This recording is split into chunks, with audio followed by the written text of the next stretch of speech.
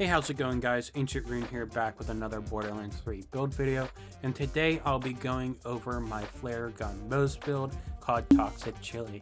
This build focuses on maximizing Moze's damage and ad clear. With Moze's superior firepower skill, we get increased damage to cryo damage and radiation dot damage for insane radsplosions, with flare V1 damage boosting those radsplosions even more, as well as stuff like short fuse, firing the skag den, and just guns in general. And it'll also be keeping up Torgue Cross Promotion and splash radius buffs to make those radsplosions hit a huge area. Don't forget to like the video and subscribe to the channel. The save file will be found in my Discord, which is linked down below, and I hope you guys enjoy.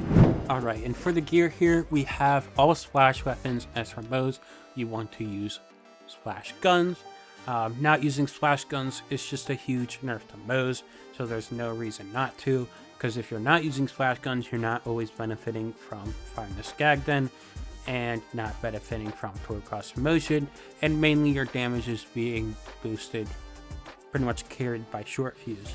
So we have splash guns here, and then we want to get guns that have cryo damage. So we have all these guns here that can roll cryo, all incredibly strong ones, and this is because we have the superior firepower skill that'll increase our cryo damage by 20% per stack up to 100% cryo damage.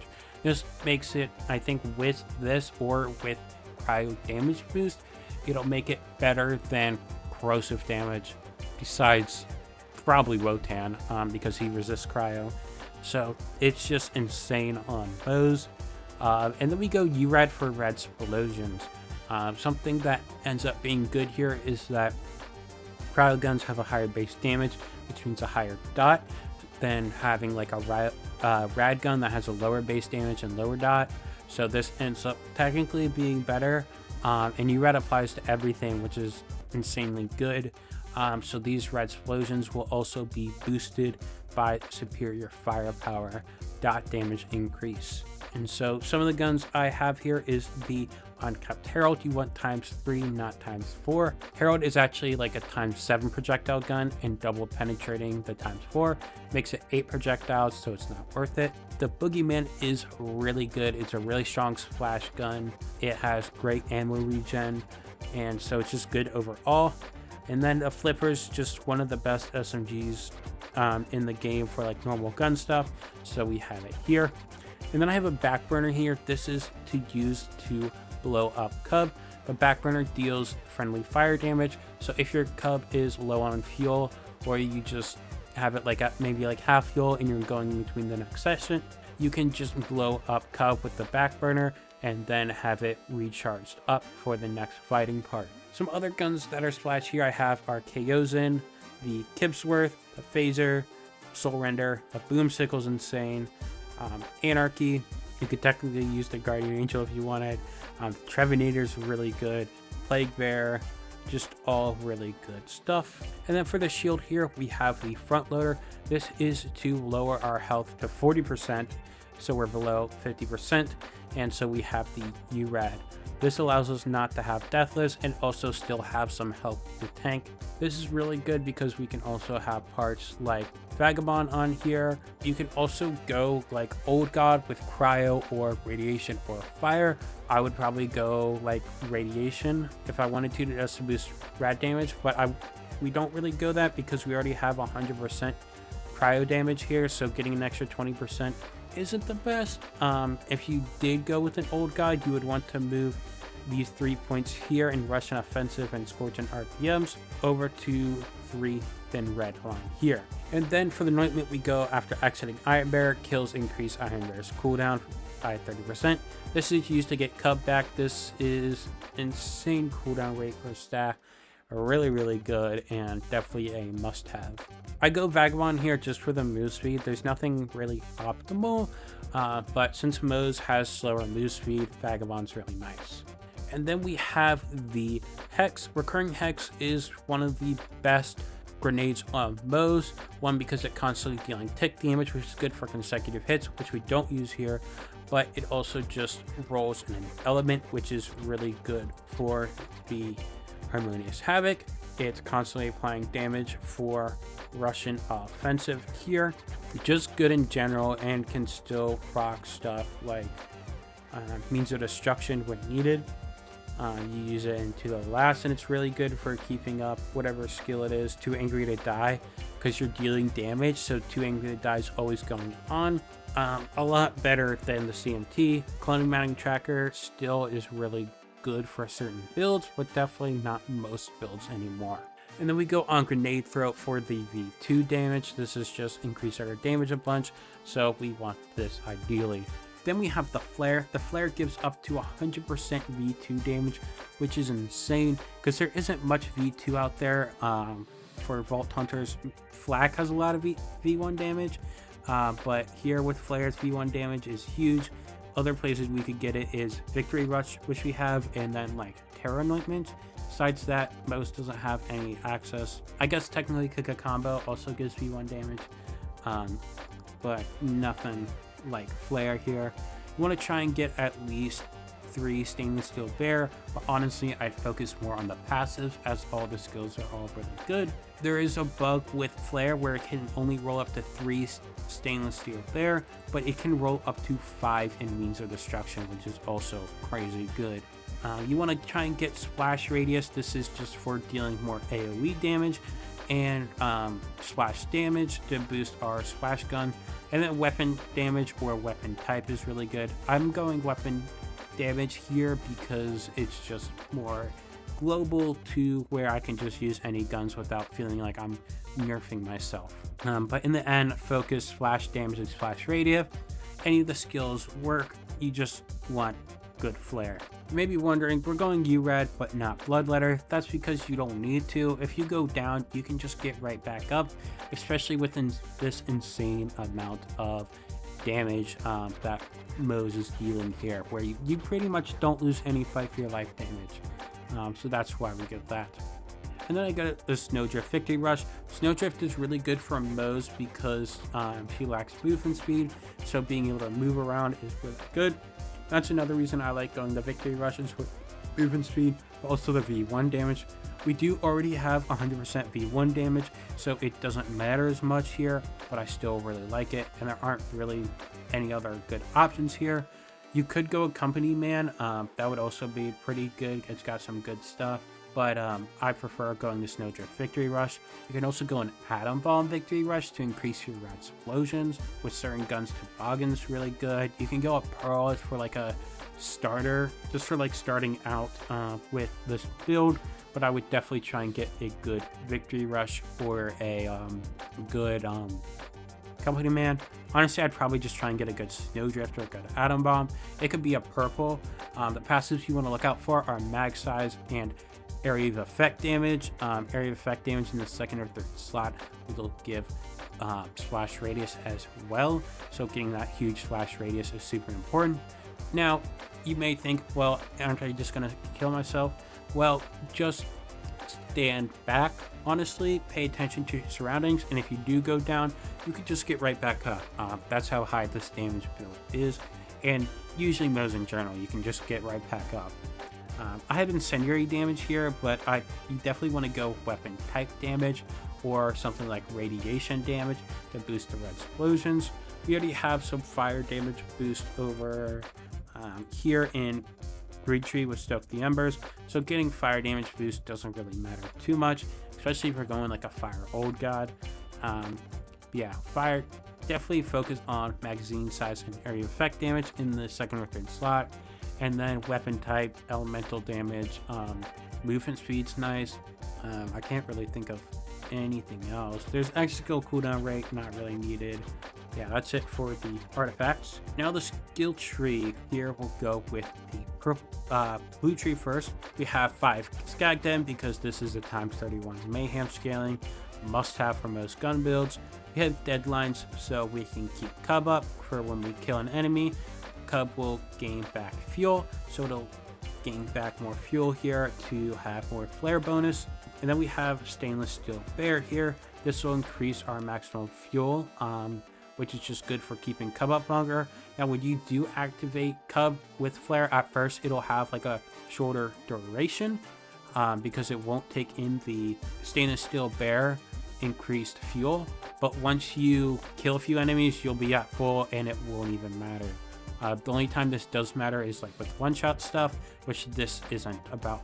Then we go Torgue Cross Promotion. This gives 30% splash damage and a 15% chance to double the splash damage radius. Now this is actually just plus 100% splash damage radius, which isn't like a negative thing. It's still huge and crazy because you've got the 55% and 37% here, which is around 90 something percent, which is around 100%. So you're getting around 200% splash damage radius. And what I forgot to mention about the Hex is that Hex is constantly dealing splash damage, and so Torgue Cross Promotion actually has like a short duration. I don't remember exactly, but it has a duration, so this is keeping up that duration of the splash damage, or the not the splash damage. Splash damage is always active. The splash radius always gonna be active a lot of the time when that Hex is dealing splash damage to enemies. So you don't have to worry about that chance, because that chance is just always active here.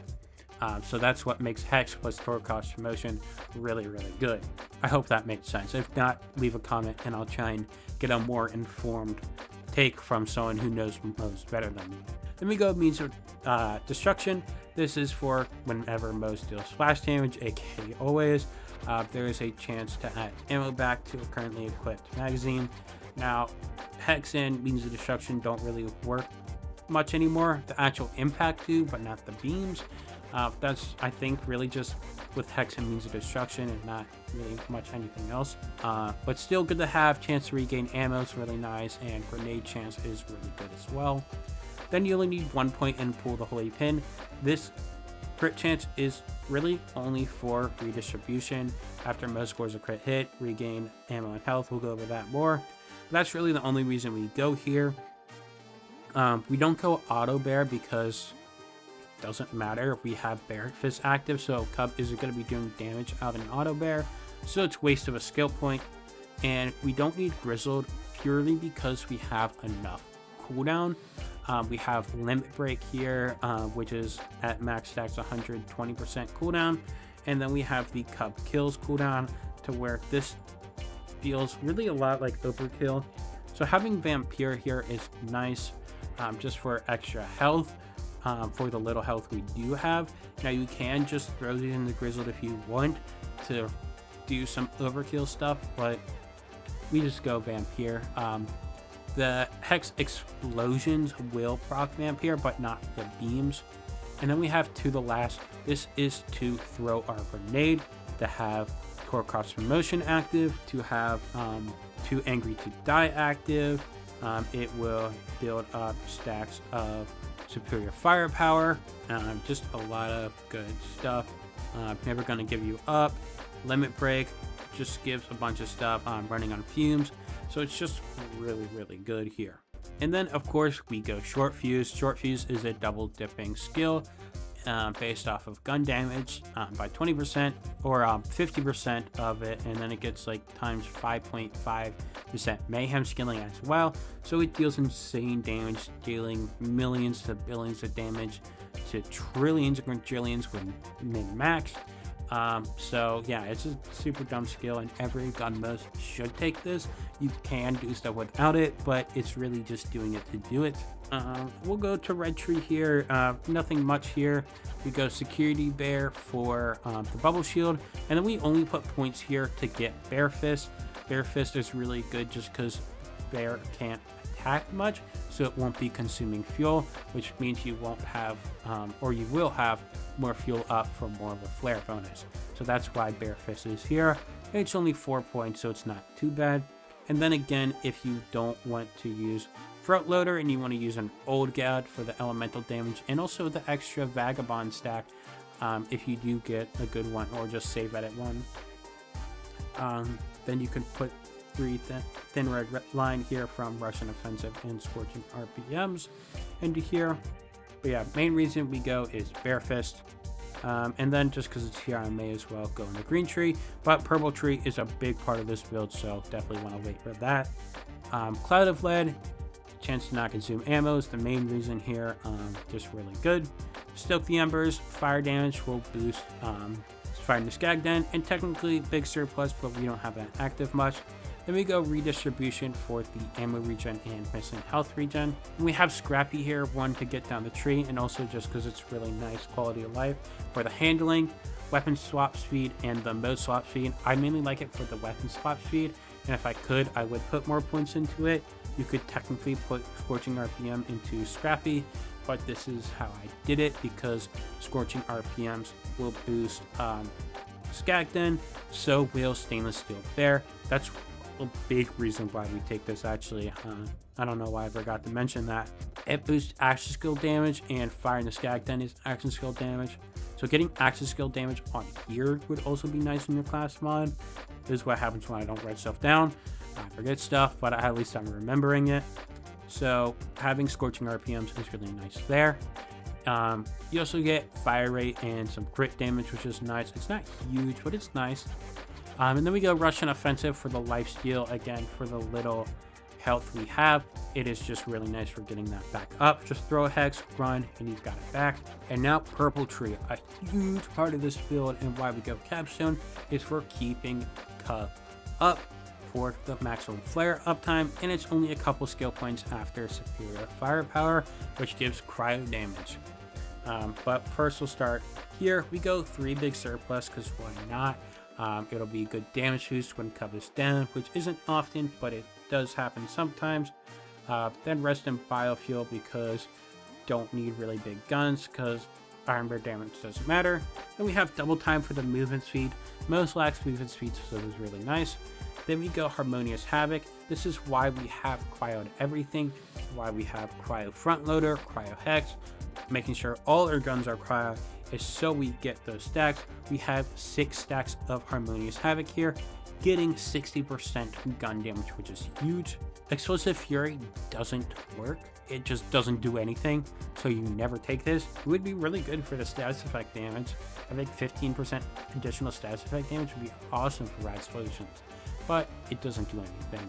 Then we have Fire It Up. This will get 25% fire rate, which is huge, applying a status effect. So again, just throwing a hex on the urad part and the firing skag den fire part will activate status effects for Fire It Up. Then you only need 1 point and never going to give you up. More points is too much diminishing returns, not worth it. And so we go for nitro engines for fuel, maximum fuel, and active skill cooldown rate, mainly for the fuel, so it's really good. We only go 4 points to go down the tree because I want everything else here.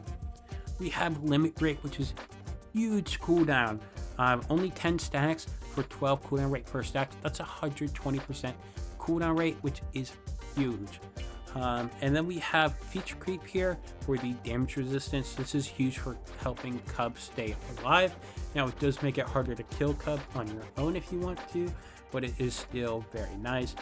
If you do end up wanting to kill Cub more, you can try experimenting taking this out and just putting it in Nitro Engine, and that'll work just fine. And then Superior Firepower, since cryo damage does not have a status effect in Borderlands 3, it gives just pure cryo damage. Now this is not for every single status effect skill. Not every single status effect skill will give cryo damage. Only some of the status effect skills will give cryo damage, like Superior Firepower and Executor, Zane's class mod. I don't think there are any other ones that boost it. That's why those things are so good. But these also boost status effect damage, which then boost radsplosions, because radsplosions are based on your rad status effect damage. There's a whole radiation radsplosion document out there. I'll try to remember to link it when I post this video. If not, post a comment and I will put it in my description, and I'll tell you if you do comment. And then we have Running on Fumes. This is whenever Moze or Iron Bear ignites an enemy, Iron Bear does not consume fuel for a short amount of time. Now this is passive fuel. If you are shooting or attacking enemy like Bear or Cub is doing that, it still will consume fuel, which is unfortunate. But since Bear is ideally, or Cub ideally, not ever attacking an enemy, Running on Fumes is very, very helpful here. And then for Iron Cub here, We go Iron Cub for the flare bonus for while we are going on and active here, and then we go efficiency engines. Because Cub is so long, this gun damage is very nice and helpful. Not a huge deal, but very helpful. And then we go Bare Fist, as I said, for because it's hard to attack enemies, and no sub thing because we don't go enough in, and none of these are worth it at all because it's all about damage and we don't care about that. I hope you guys enjoyed the build video. This build is super disgustingly strong. I hate it. Definitely one of the stronger builds I've made, but I also really like the semi-different skill tree and showing that front loader still has a use. Again, you can find the save file in my Discord, which is linked down below, as well as my other socials. If you haven't, I would really appreciate it if you would like and subscribe, and I will see you guys next time. Peace.